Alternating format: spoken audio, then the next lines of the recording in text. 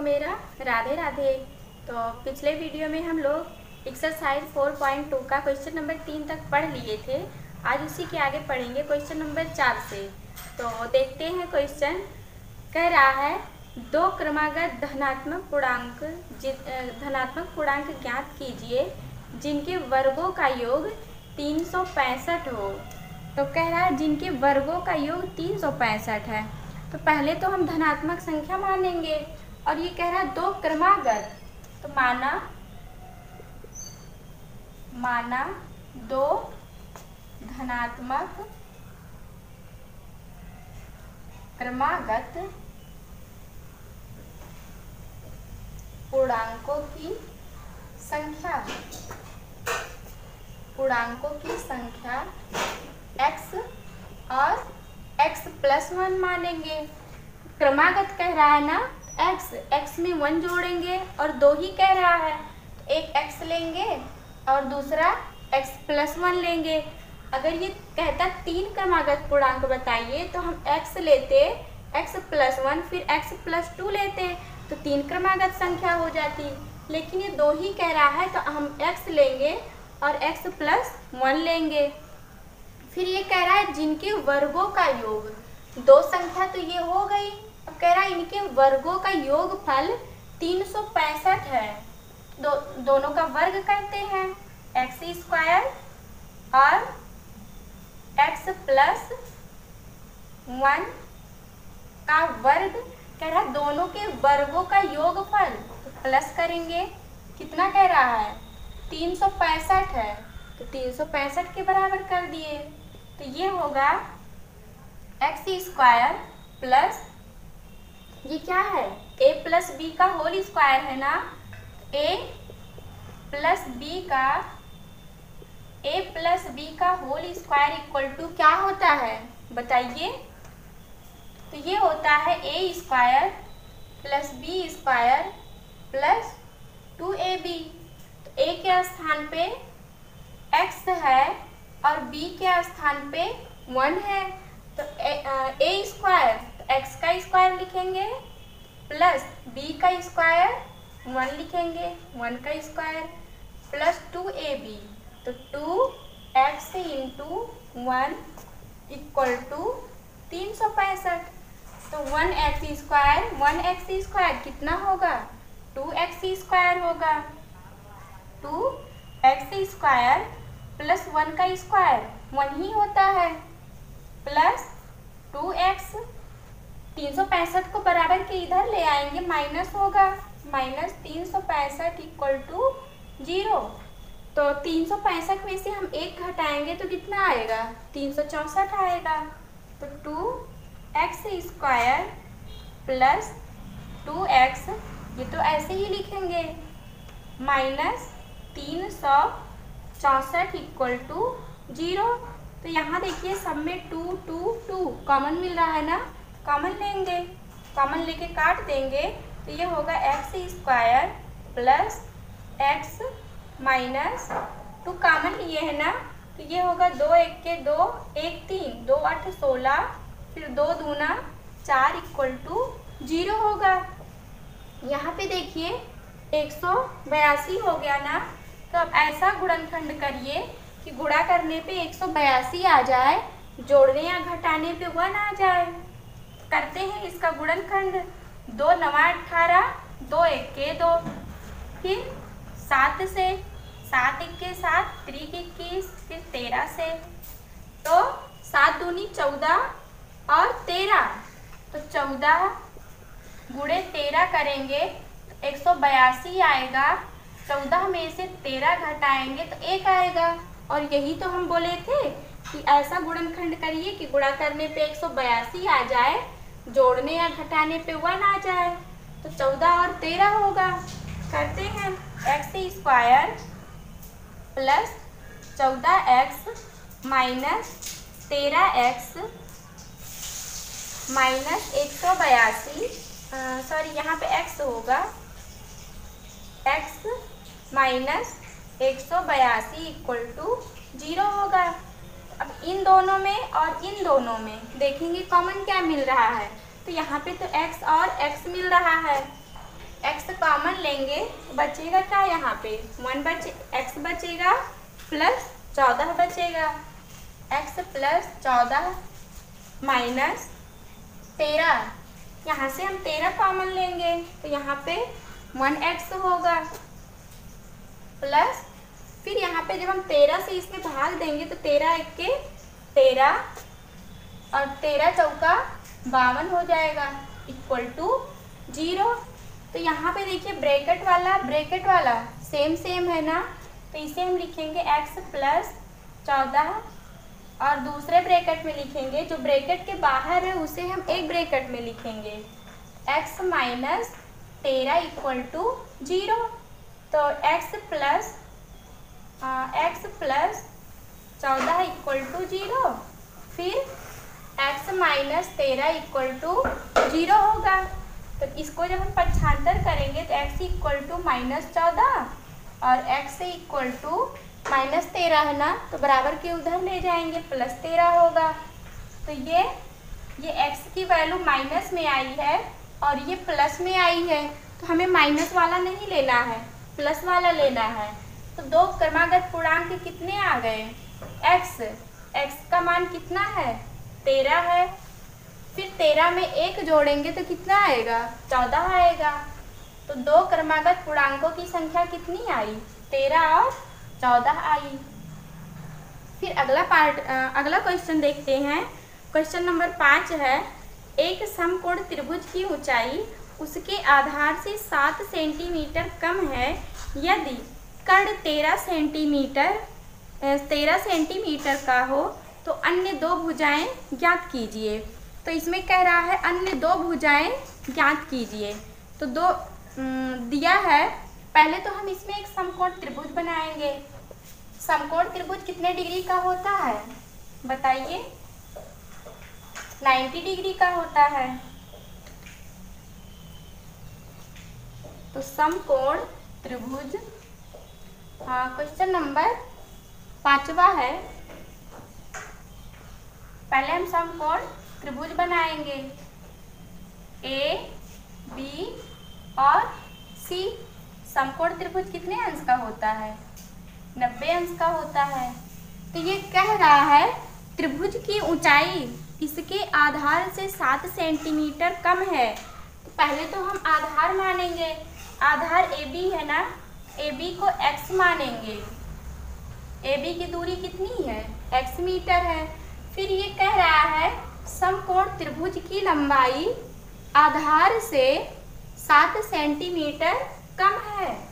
लंब यही तो है, BC ही तो लंबाई है। तो कह रहा आधार से, आधार x है, x से 7 सेंटीमीटर कम है, हम भी कम कर दिए। और ये कह रहा है यदि कर्ण 13 सेंटीमीटर है तो कर्ण 13 सेंटीमीटर लिखेंगे। अब यहाँ से हम पाइथागोरस प्रमेय लगाएंगे। पाइथागोरस प्रमेय लगाएंगे तो यहाँ से एक इक्वेशन बन के आएगा। तो देखते हैं पाइथागोरस प्रमेय से, पाइथागोरस प्रमेय से, पाइथागोरस प्रमेय क्या होता है, कर्ण का स्क्वायर इक्वल टू आधार का स्क्वायर प्लस लंब का स्क्वायर। कर्ण का स्क्वायर इक्वल टू आधार का स्क्वायर प्लस लंब का स्क्वायर। तो कर्ण कितना है, कर्ण AC है ना, AC की वैल्यू कितनी है 13 है। तो कर्ण के स्थान पे 13 का वर्ग लिखेंगे इक्वल टू आधार, आधार कितना है x है, तो आधार के स्थान पे कितना लिखेंगे x लिखेंगे, x स्क्वायर, यहाँ पे स्क्वायर है ना तो यहाँ भी हम स्क्वायर लगाएंगे, प्लस लंब, लंब कितना है, लंबाई कितना आया है x माइनस 7 का होल स्क्वायर, यहाँ पे स्क्वायर है तो इसलिए यहाँ भी स्क्वायर लगाए, 13 गुणे 13। अब देखिए यहाँ पे 13 का स्क्वायर है ना, तो हम 13 गुणे 2 नहीं करेंगे, 13 गुणे 13 करेंगे। तो 13 गुणे 13 करेंगे तो कितना आएगा 169 आएगा। 169 equal to x square plus ये क्या है, ये a माइनस बी का होल स्क्वायर है। a माइनस बी का होल स्क्वायर का सूत्र क्या होता है, a square plus b square minus 2ab होता है। तो a के स्थान पे x है, b के स्थान पे 7 है। तो a स्क्वायर x का स्क्वायर प्लस b का स्क्वायर तो 7 का square minus 2 into a, x है, b 7 है। 169 equal to 1x square, 1x square कितना होगा 2x square, 2x square plus 7 सता 49 माइनस 7 दूनी 14x। अब देखिए इस गिनती को हम बराबर के इधर लेके आएंगे, गिनती इधर अकेला है ना तो हम सबको बराबर के इधर करते हैं। तो 2x square plus 49 minus 14x minus इधर है तो प्लस में है, जब बराबर के इधर लेके आएंगे माइनस 169 होगा इक्वल टू 0 होगा। 2x square minus 14x। अब देखिए 169 है ना, 169 में से 49 घटाएंगे तो कितना आएगा 0 2 1 120 आएगा इक्वल टू 0। तो यहाँ पे देखिए सब में 2 2 कॉमन मिल रहा है ना, कॉमन लेंगे। x स्क्वायर माइनस 2 7 14 7x होगा माइनस 2 6 12 इक्वल टू 0। तो यहाँ पे देखिए यहाँ भी ऐसा गुणनखंड करिए। अब ये दो घात समीकरण के रूप में आ गया ना, तो अब इसका हम गुणनखंड करेंगे। जब गुणनखंड करेंगे तो x की वैल्यू आएगी।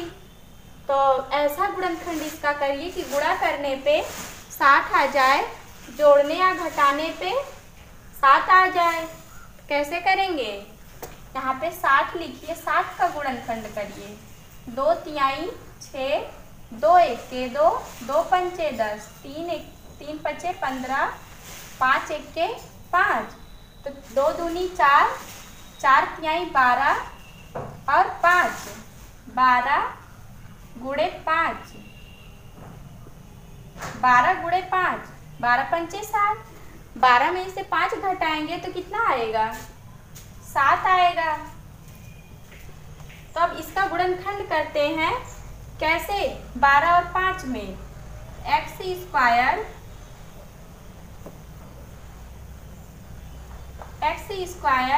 Minus 12x plus 5x minus 60 equal to 0। तो यहाँ पे क्या कॉमन मिल रहा है, x मिल रहा है ना, तो यहाँ से हम x कॉमन लेंगे। x माइनस बचेगा क्या, जब x को बाहर ले लिए तो यहाँ पे क्या बचा 12 बचा, 12 प्लस यहाँ से 5 कॉमन लेंगे, x माइनस 5 एके 5, 5 दूनी 10 इक्वल टू 0। फिर ये ब्रैकेट वाला दोनों जो ब्रैकेट में है उसको हम एक बार लिखेंगे।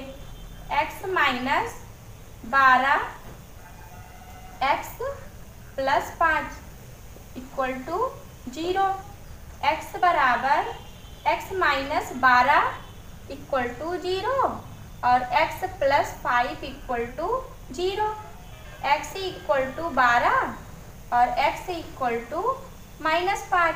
तो माइनस 5 वाली संख्या नहीं लेंगे, हम प्लस वाली लेंगे। x equal to 12।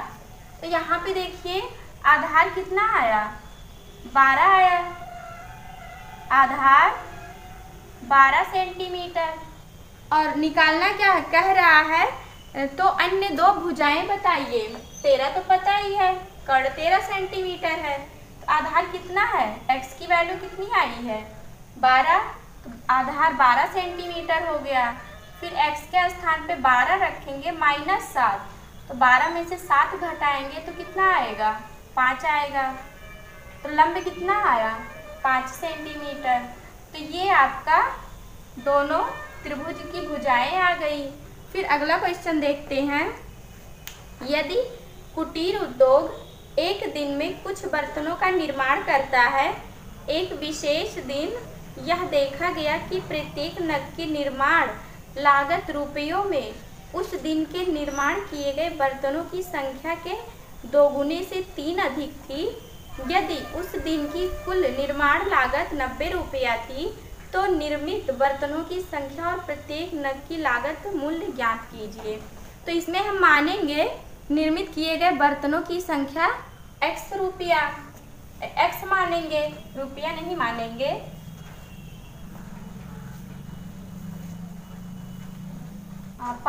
छठवां क्वेश्चन है। हाँ, छठवां क्वेश्चन है। छठवां क्वेश्चन, तो इसमें क्या मानेंगे? मानव निर्मित किए गए बर्तनों की संख्या x है। मानव निर्मित किए गए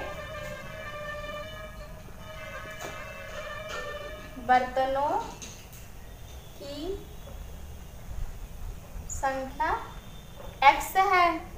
फिर कह रहा है प्रत्येक नग की निर्माण लागत रुपयों में उस दिन के निर्माण किए गए बर्तनों की संख्या के 2 गुने से 3 अधिक है। तो बर्तनों की संख्या कितनी माने हैं? x माने हैं। तो ये कह रहा है बर्तनों की संख्या की 2 गुनी से 3 अधिक है। तो 2 गुनी से 2 गुना कर दिए, कह रहा 3 अधिक है तो +3 कर दिए। तो ये क्या आया है? एक बर्तन का मूल्य आया है। एक बर्तन का लागत मूल्य, एक बर्तन का लागत मूल्य आया है कितना? 2x + 3। फिर ये कह रहा है यदि उस दिन की कुल निर्मित लागत 90 रुपया थी, तो कुल निर्मित लागत कितना दिया है? 90 रुपया दिया है। 90 रुपया दिया है। तो दोनों का तो गुणा होगा। बर्तनों की संख्या x है और एक बर्तन का लागत मूल्य 2x + 3 रुपया है। तो दोनों का हम गुणा करेंगे। अगर यहीं पे गिनती होती, यहाँ पे बर्तनों की संख्या 2 होती और मूल्य 5 रुपया होता, तो भी तो हम गुणा ही तो करते। तो यहाँ भी गुणा करेंगे। x × 2x + 3 = 90। तो x का गुणा हम ब्रैकेट के अंदर कराएंगे, तो ये हो जाएगा 2x² + 3x। x का गुणा 2x में कराएंगे तो 2x² होगा। फिर x का गुणा 3 में कराएंगे तो 3x होगा, = 90। 2x² + 3x 90 है ना। 90 को बराबर के इधर लेके आएंगे, माइनस में होगा, -90 = 0। अब 2 का गुणा 90 में कराएंगे तो कितना आएगा? 180 आएगा। अब ऐसा गुणनखंड करिए कि गुणा करने पे 180 आ जाए, जोड़ने या घटाने पे 3 आ जाए। तो करते हैं 180 का गुणनखंड। तो 2 × 9 = 18, 2 × 4 = 8, 2 × 5 = 10, 3 × 1 = 3, 3 × 5 = 15। फिर 3 से 3 × 5 = 15, 5 × 1 = 5। तो ये हो जाएगा 5 तिहाई 15, 2 दूनी 4, 4 तिहाई 12, 12 × 15 180 होगा। और 15 में से 12 घटाएंगे, 15 में से 12 घटाएंगे तो 3 आएगा। अब इसका हम गुणनखंड करते हैं। तो 2x² + 12x + 15x - 12x - 90 = 0। तो यहाँ पे हम 2 का एक जोड़ा बनाएंगे, 2 का एक जोड़ा बनाएंगे।